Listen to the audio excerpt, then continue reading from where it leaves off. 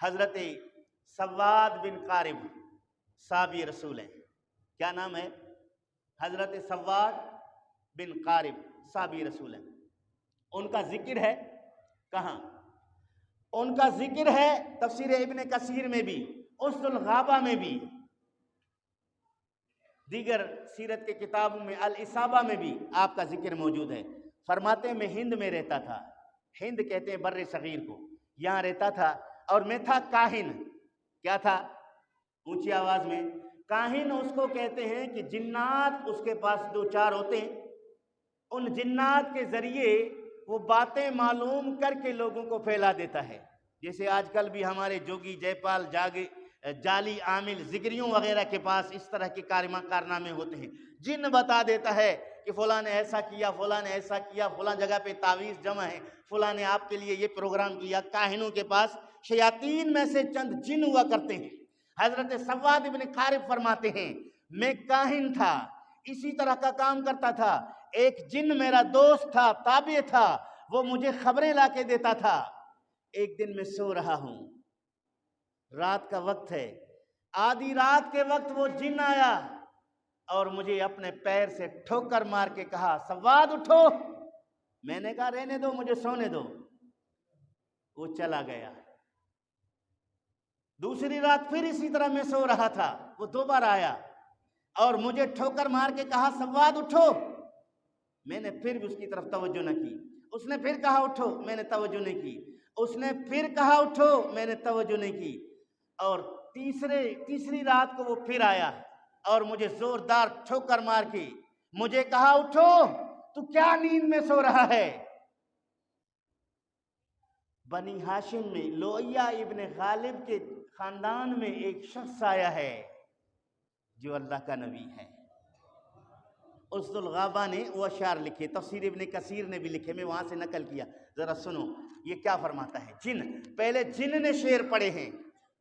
شعر کہتے ہیں مجھے جگانے کے بعد وہ دور کھڑے ہو کر چند اشعار پڑھ کے سنا رہا ہے. شعر کیا تھے؟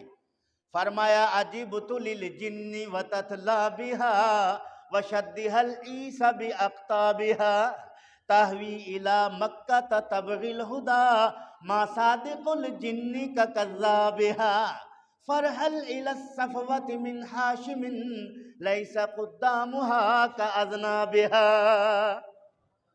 فرماتے ہیں کہ مجھے تعجب ہوتا ہے جنوں پر. جن بول رہا ہے اپنے دوست کاہن کو کہ مجھے تعجب ہوتا ہے جنوں پر. وہ جن جو حق کی تلاش میں اپنے اونٹوں پر سفر کر کے، یعنی سفر کر کے کجاوا باندھ کے جا رہے ہیں. تہوی الی مکہ تبغی الہدی، وہ مکے کی طرف جا رہے ہیں اور حق تلاش کر رہے ہیں. ما صادق الجن کا کذابها، جن سب کے سب جھوٹے ہوتے ہیں لیکن اس میں چند سچے بھی ہوا کرتے ہیں. جنوں میں اکثریت، بولے جنوں میں اکثریت جھوٹوں کی ہے لیکن ان میں سچے بھی چند ہوتے ہیں. یہاں جن نے کہا کہ آپ مجھے جھوٹوں میں سے نہ سمجھو، سچے بھی کچھ ہوتے ہیں، ذرا سچی بات کو بھی سمجھ لو. فرحل الی الصفوۃ من ہاشم، آپ اپنے سفر کا کجاوا باندھ لیں. لیس قدامها کاذنابها، اور اس کی بارگاہ میں جو پہلے جانے والے ہوتے ہیں وہ بڑا مقام پاتے ہیں، بعد میں جانے والوں کو وہ مقام اور مرتبہ نہیں ملتا. جو سابق المومن ہوتا ہے اس کا درجہ بڑھتا ہے. تم جاؤ. فرماتے ہیں میں اٹھا، مجھے یقین ہو گیا کہ یہ جو صحیح کہہ رہا ہے. فرماتے ہیں میں نے سفر کر لیا، مکہ پہنچا، رسول کریم صلی اللہ علیہ وسلم کی بارگاہ میں حاضر ہوا. کہہ دو سبحان اللہ. نبی کریم صلی اللہ علیہ وسلم کی خدمت میں جب میں حاضر ہوا، نبی کریم صلی اللہ علیہ وسلم نے مجھے دیکھتے ہی فرمایا سواد ابن قارب میرے پاس تشریف لاؤ، ذرا قریب آ جاؤ. حضور نے نام لے کے کہا کہ وہ تجھے بھیجنے والے جس نے تجھے بھیجا ہے میں اسے بھی جانتا ہوں. تجھے بھیجنے والے جس نے تجھے بھیجا ہے میں اسے بھی جانتا ہوں. اگر کسی کو تحقیق چاہیے تفسیر ابن کثیر میں جا کر سورہ احقاف کی آیت نمبر 29، 30 اور 31 کے تفسیر جا کر کھول کر دیکھیے. میں نے آپ کو حوالہ بھی دے دیا معتبر ترین کتاب کا. اسد الغابہ میں سواد ابن قارب کے ترجمہ کو جا کر پڑھیے، وہاں یہ اشعار ملیں گے، یہ ذکر ملے گا. الاسابہ میں سواد ابن قارب کے ترجمہ کو جا کر پڑھیے، یہ اشعار آپ کو ملیں گے۔ تو حضرت سواد ابن قارب نبی پاک کی بارگاہ میں آئے، حضور صلی اللہ علیہ وسلم کی بارگاہ اقدس میں عرض کرنے لگے، یا رسول اللہ، میں نے آپ کی شان میں نعت لکھ کے آیا ہوں، شعر لکھ کے آیا ہوں، مجھے اگر آپ اجازت دیں تو میں اس کو پڑھوں؟ نبی کریم صلی اللہ علیہ وسلم نے فرمایا تجھے اجازت ہے، پڑھو۔ حضرت سواد نے پڑھا، ذرا سنیے۔ فرماتے اتانی نجی بعد ہدئ و رقدۃ ولم یق فیما قد بلوت بکاذبی۔ فرماتے یا رسول اللہ، میرا گہرا دوست میرے پاس آیا اس وقت جب کہ میں گہری نیند سو رہا تھا، اور مجھے یقین ہے کہ اس نے مجھ سے جھوٹ نہیں بولا، جو بولا سچ بولا۔ ثلاث لیال قولہ کل لیلۃ اتاک رسول من لؤی بن غالبی۔ فرماتے 3 رات مسلسل وہ میرے پاس آ کر مجھے یہی کہتا تھا کہ تمہارے پاس لؤیہ ابن غالب سے ایک رسول تشریف لایا ہے۔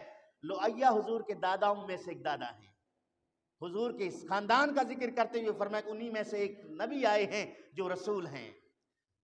فشمرت من ذیل الازار وسطت بیدعلب الوجناء بین السباسبی۔ یا رسول اللہ، میں نے سفر کے لیے اپنے کجاوے کو باندھ رکھا، جنگلوں سے، بیابانوں سے، دیہاتوں سے، صحراؤں سے چلتا چلتا چلتا چلتا اے اللہ کے محبوب آپ کی بارگاہ میں حاضر ہوا ہوں۔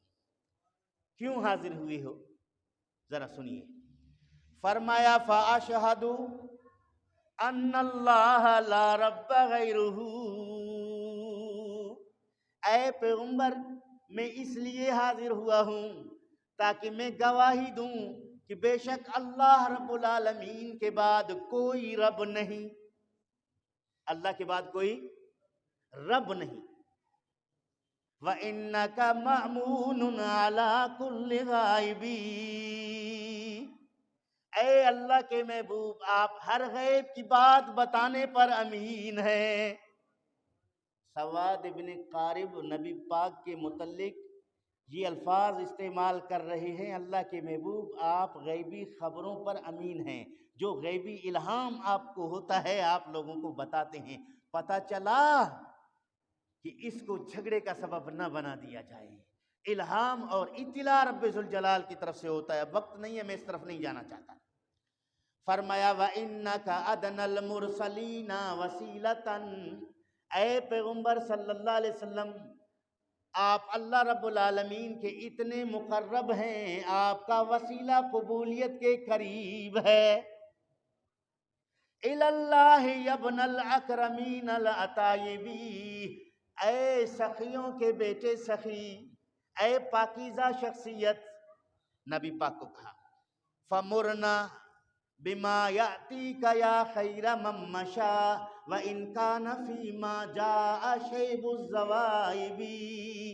یا رسول اللہ، آپ ہمیں جو بھی حکم دیں، جو بھی حکم دیں، ہم آپ کے ہر حکم کی اطاعت کریں گے، اے زمین پر چلنے والی مخلوق میں سب سے بہترین مخلوق۔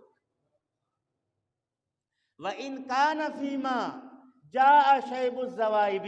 پیغمبر آپ کی اطاعت کرتے کرتے ہمارے یہ کالے بال سفید ہو جائیں تو پرواہ نہیں ہے، ہماری جوانی بڑھاپے میں تبدیل ہو جائے تب بھی ہم آپ کی اطاعت فرما برداری کرتے رہیں گے۔ یہ سواد ابن قارب کے الفاظ ہیں جس کو جنات نے مصطفیٰ کریم کی بارگاہ میں بھیجا۔ اور اس کے بعد سن لیجئے وَكُنْ لِي شَفِيًّا يَوْمَ لَا ذُو شَفَاعَةٍ۔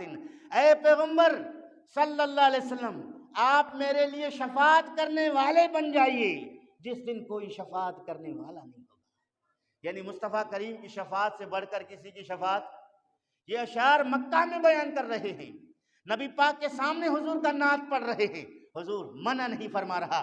پتہ چلا کہ شفاعت بالوجاہت کا عقیدہ حق، مصطفیٰ کریم نے نہ روکا، شعروں کو تبدیل کرنے کے لیے سواد ابن قارب کو نہ کہا، بلکہ داد تحسین